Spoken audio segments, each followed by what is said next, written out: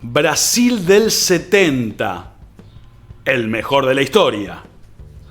Hola, ¿qué tal amigos de Deportes de Gran Porte? Bienvenidos como always. En esta ocasión, la verdad, no vamos a pecar de originales, como lo es para una amplia mayoría, con un amplísimo consenso. Haremos referencia al casi unánimemente considerado mejor campeón de la historia de los mundiales, que no es otro que el que nombramos, el Brasil de 1970, aquel que se consagró campeón en el primer mundial disputado en México, que quedó en la historia y en la retina de todos aquellos contemporáneos que tuvieron la oportunidad de vivirlo y apreciarlo, aquel que contaba con los recordados 5 números 10, que eran comandados por, obviamente, o Rei Pelé, además Tostão, Rivelino, Gerson y Jairzinho, que dejó un fútbol plagado de magia, de gloria, de juego, del jogo bonito característico brasileño y que marcó la despedida del que se pensaba sería el mejor de todos los tiempos por los siglos de los siglos. También con una perlita más que interesante relacionada con la etapa previa y a la que obviamente nos vamos a referir. Suscríbete a nuestro canal, hace clic en la campanita para las notificaciones y continúa apoyando este proyecto que tenemos junto a todos ustedes. Pues bien, creemos que lo primero que hay que recordar es cómo formaba esa maquinaria futbolística perfecta que hacía un culto de la tenencia del balón y que sirvió de ejemplo, en una gran medida, para lo que hoy se ve en la mayoría de los terrenos de juego del todo el mundo. Félix en el arco, no hacía falta que tuvieran un gran arquero. En la defensa Carlos Alberto, que era el capitán, junto con Brito, Piazza y Everaldo. Clodoaldo en el centro del campo. Y de ahí en más, los nombrados, los 5 números 10, Gerson, Rivelino, Pelé, Tostão y Jairzinho, con la libertad de moverse casi como les viniera en gana. Ellos formaron la base del equipo que ganó sus 6 partidos en el torneo y se coronó campeón tras desplegar un fútbol de altísimo vuelo, para muchos una demostración más parecida al arte que al deporte. Ese equipo no tenía posiciones fijas, contaba con laterales muy ofensivos, principalmente el capitán, el lateral derecho Carlos Alberto, y se expresaba a través de la posesión de la pelota. El principal aporte de Mario Zagallo, el Lobo Zagallo, fue precisamente reunir a los 5 números 10 en la alineación titular. Zagallo tomó el equipo tras la eliminatoria en reemplazo de Joao Saldanha, que jugaba con extremos bien abiertos y de una manera más vertical. Pelé era el 10 del Santos, Jairzinho del Botafogo, Tostão del Cruzeiro, Gerson del San Pablo. Ellos 4 ya habían jugado mucho con Joao Saldanha, pero Rivelino, que era el 10 del Corinthians, nunca había sido tenido en cuenta por el antiguo seleccionador. Zagallo incluyó al jugador del Timão en lugar de Edu y le dio más creatividad al ataque, ya que Rivelino se sumó a la generación de juego, a diferencia de su reemplazado, quien era más vertical. Tostão fue quien jugó de falso 9, un jugador, Tostão, que solamente no podía ser considerado el mejor del mundo por la existencia de Pelé.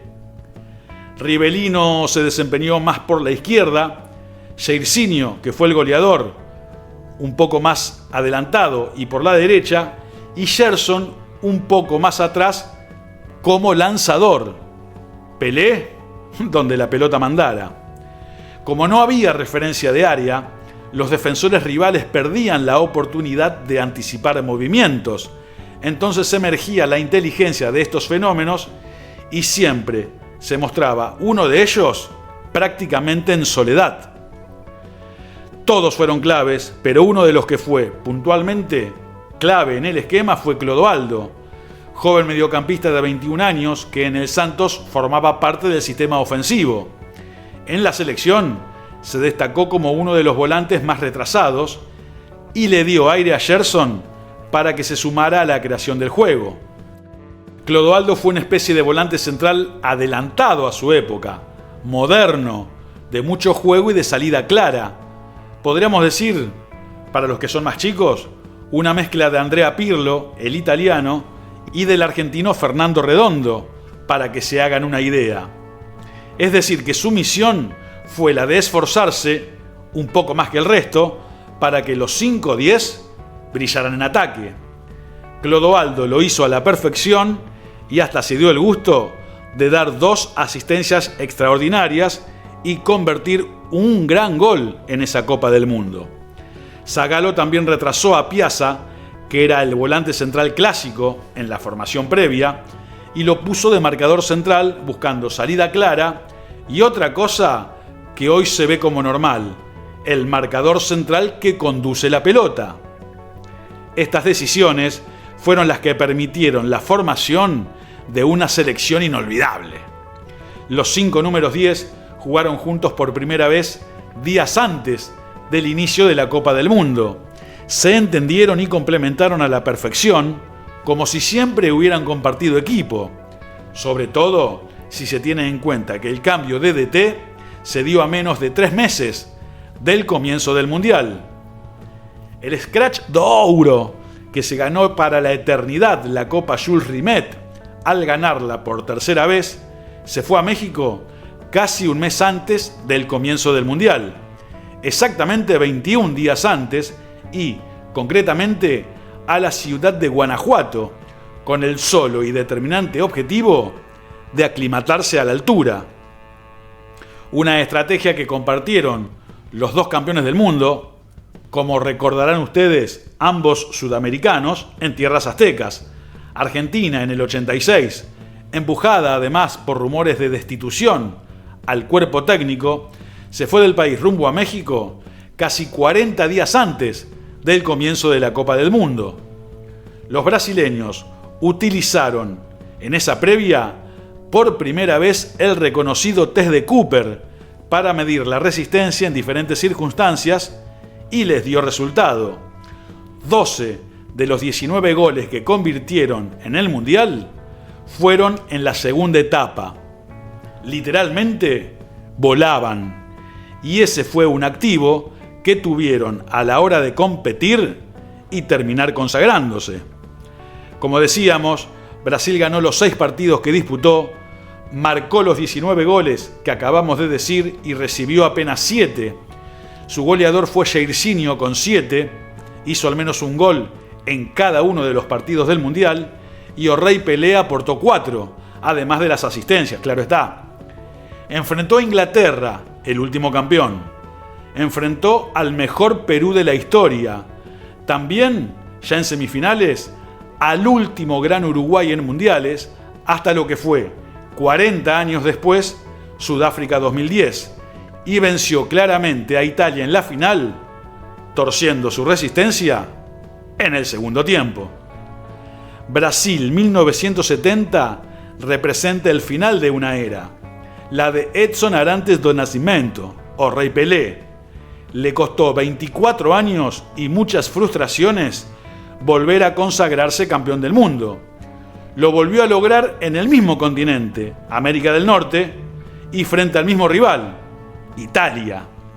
El legado del Mundial del 70 quedó para la historia grande del fútbol, y los goles, las jugadas, el volumen de juego, las destrezas, las calidades individuales y las cualidades como equipo sitúan a ese Brasil en la cima de todos los campeones mundiales. Enhorabuena y muy bien merecido. Por el bien del fútbol y de todos aquellos que amamos al Deporte Rey. Gracias como siempre por acompañar. Esto fue, más que nunca podríamos decir, Deportes de Gran Porte.